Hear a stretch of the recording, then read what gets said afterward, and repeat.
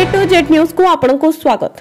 जिला स्तरीय विकास मेला रे जोगदेले खनि और इस्पात मंत्री केंद्र सरकार 11 वर्ष और राज्य सरकार 1 वर्ष पूर्ति उपलक्षे रायगड़ा ठारे जिला स्तरीय विकास मेला रे चतुर्थ दिवस कार्यक्रम स्थानीय गोविंद चंद्र देव उच्च विद्यालय ठारे अनुष्ठित हो जाइछि।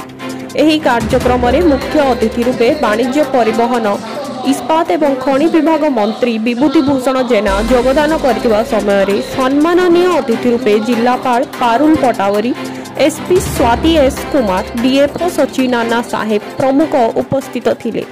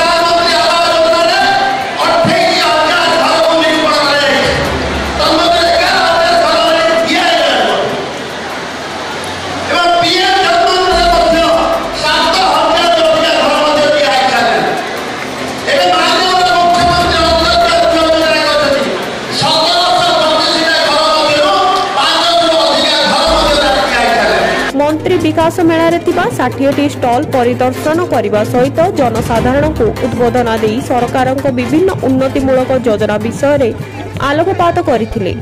एही अवसर रे जनमन योजना और अंत्योदय गृह योजनार कार्यादेश, हिताधिकारी को नूतन राशन कार्ड, आयुष्मान भारत प्रधानमंत्री जन आरोग्य योजना रे स्वास्थ्य कार्ड, लक्षपति दीदी को प्रस्तुत पारंपरिक खाद्य प्रतियोगिता रे कृति महिला को निज हाथ में मंत्री पुरस्कृत करथिले। जिल्लार टिकिनिकी खबर देखिबा पई हमर YouTube चैनल को सब्सक्राइब करंतु एवं हमर Facebook पेज को फॉलो करंतु।